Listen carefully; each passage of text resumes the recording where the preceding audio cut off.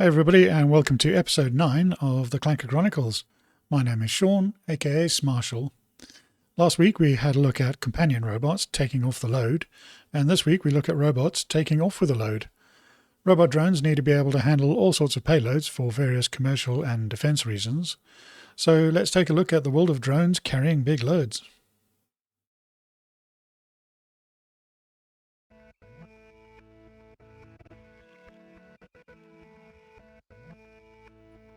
I did a Saturday segment on SJV's Daily Rant recently where I was talking about the Ukraine war. The Ukraine war started on February 24th, 2022 and has changed a lot over the years. Russia made most of their territory at the start of the war, and now a big part of the fighting has turned into drone warfare, and progress has slowed significantly. Drones are being used in both short and medium ranges, and I was showing people some of the drones being used. For one of them in particular, it was quite surprising just to see how much weight one of these things can carry. Specifically, it was about this crazy contraption.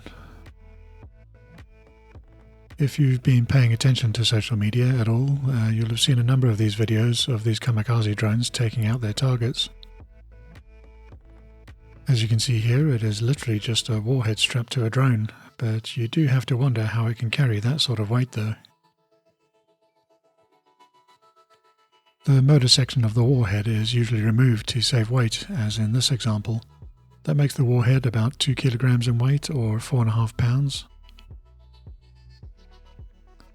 They have remote triggers and will even sometimes strap some C4 to it to help it along. The most common is a 7-inch drone, and these are used to carry a 2.5 kilogram or 5 pound payload. 7 inches referring to the frame size. The drones are pretty varying. Sometimes they are just off-the-shelf drones, but more commonly they are custom made. Range is still decent, usually 16 kilometers or about 10 miles, and it can still manage speeds up to 100 miles an hour. The drones use specialist motors and propellers to help generate quite a bit more thrust than your average commercial drones. They are FPV or first-person view, so you wear goggles and see the drone flying from its perspective. This makes it really easy for an operator to drive it, even when there's no clear line of sight. There are 3 typical size groups, with the 7-inch frames being the most common. Larger sizes are available to help it carry bigger loads, and the 8 inches can manage to carry up to 4 kilos or 8.5 pounds.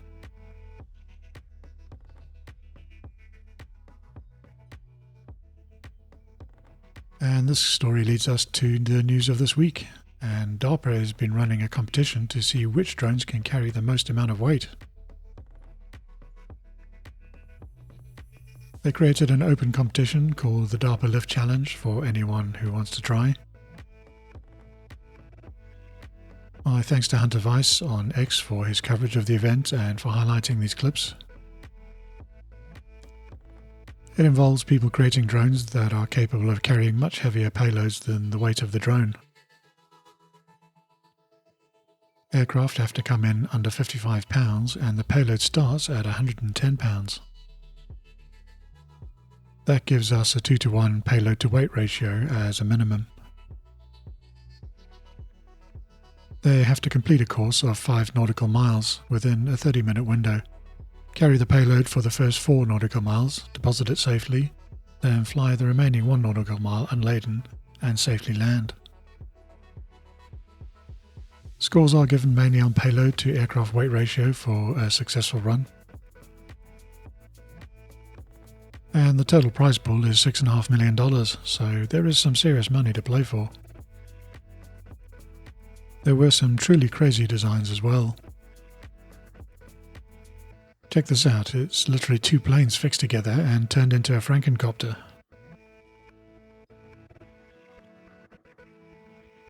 This one needs no description. It's basically just a rotor and that's it, which is pretty nuts it even works. The drone had stopped responding to controls, so the event sent up the Raptor interceptors to help take it down. And here are the winners. With a massively high ratio of 3.84 to 1, a 29-pound drone from Avidrone carried the 112-pound payload successfully around the course in time. Then it's 3.64 from MTech and 3.45 from Extreme, respectively and respectively. You may have noticed that it didn't quite reach the 4 to 1 though, and that wasn't through lack of trying. As you increase the payload to weight ratio, you have a smaller and thinner robot trying to carry a bigger and heavier payload. They have to make the structure as light and thin as possible while still managing to carry the weight, sometimes with exciting results. This one did get past the 4 to 1, but it didn't quite complete the course. You can see there how the frame and props are wobbling. It is really bending the limits of structural integrity. It got 3 miles in before one of the props broke, and then it was one way from there.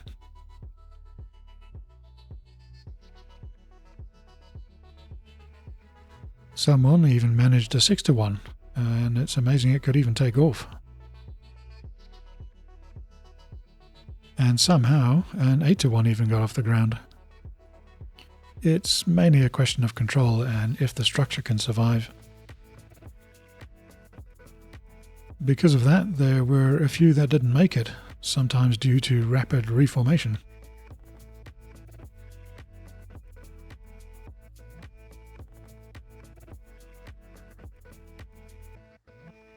Which kind of leads us on to delivery drones. Home delivery is one place where people are starting to see drones every day. You can order something online and within 30 minutes it can be dropped off in your backyard. These platforms can typically carry around 2.5 kilos or 5.5 pounds and can fly for about 40 minutes, which is enough to service anyone within a 6-mile radius of the base station.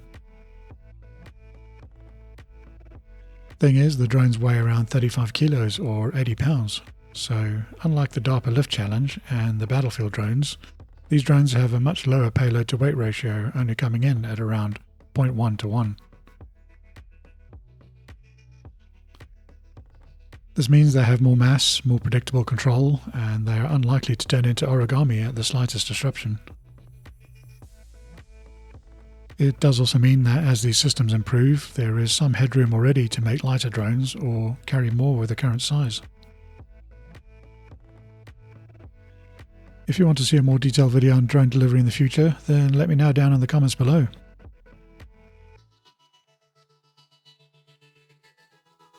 In other news, all the efforts in robotics at the moment is on creating things.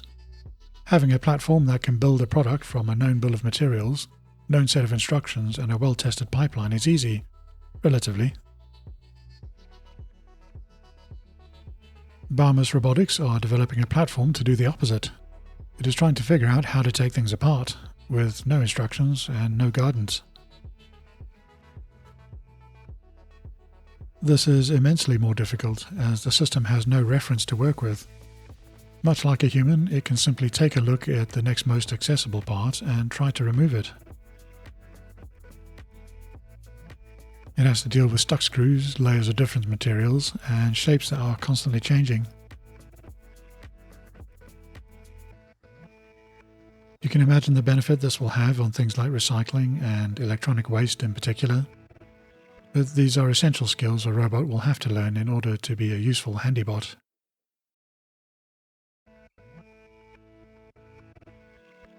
It is still very much in the early stages, but this one could become an essential part of the circular economy for robots.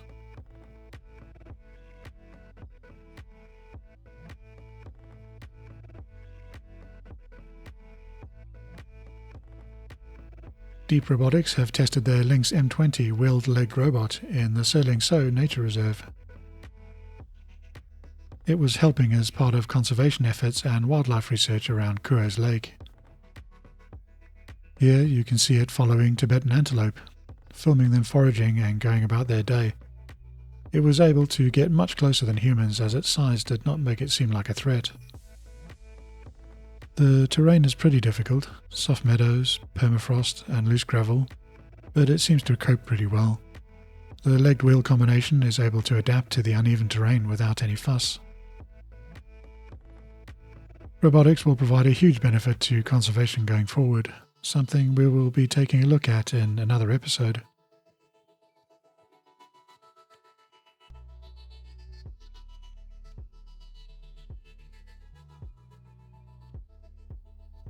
Plus AI have reached another milestone in their plans to have autonomous trucks on the road in 2027.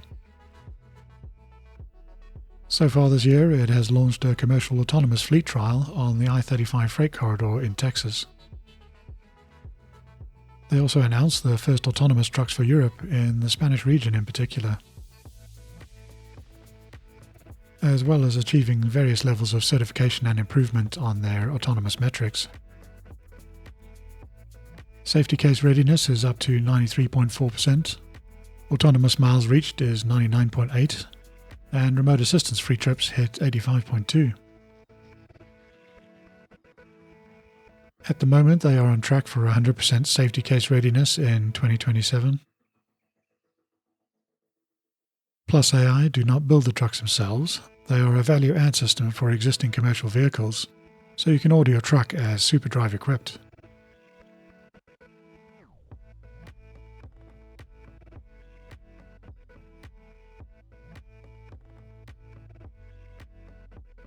And there we have it, another episode of the Clanker Chronicles done. Transport is going to see big changes in the next few years, and we're already starting to see that with things like the Cybercab and drone deliveries. What do you think? Are you going to get a drone delivery, or have you already had one? Let me know down in the comments below. And while you're there, also remember to please like and subscribe. That really helps us out. Thank you so much for watching. Take care, and I will see you later. Cheers.